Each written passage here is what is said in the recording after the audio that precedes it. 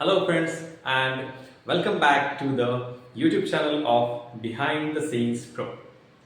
Today I am going to share lesson 1 of our Pharma Simplified series.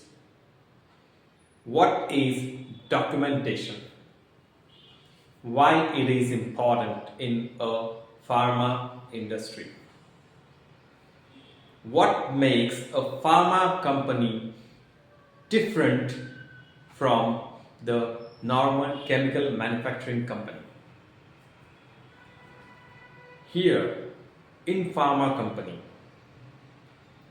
we manufacture the drugs which are intended or purposed to be a human life-saving drug. It is not going to be delivered to some XYZ company for further manufacturing or some other commercial use. The purpose of the drugs manufactured by pharma industry is to use for human life saving.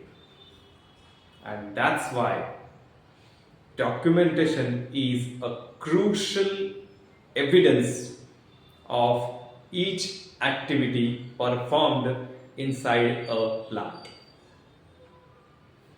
Here we will go through each and every aspect of documentation. Let's talk about some routine examples.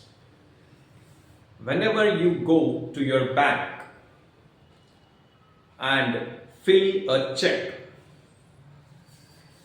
is it allowed to cross your sign? Not allowed. Even a single missing dot of your signature is going to be an issue while handling that check or while processing that check. Similar way, whenever you are transferring any amount using your mobile application of any bank, even you enter a single wrong digit of the mobile number, it will be an issue for you. Either the amount will not be transferred if that particular number is not registered on UPI, or the amount will be transferred to the wrong person.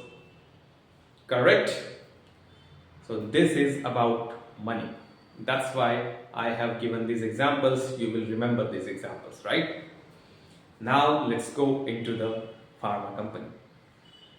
In pharma industry, even if you want to keep the certain table blank, you need to cross that table and you have to sign that blank table, and you have to put your date there.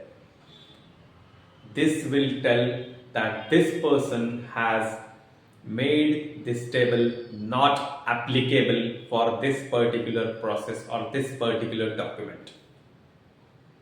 Why it is necessary?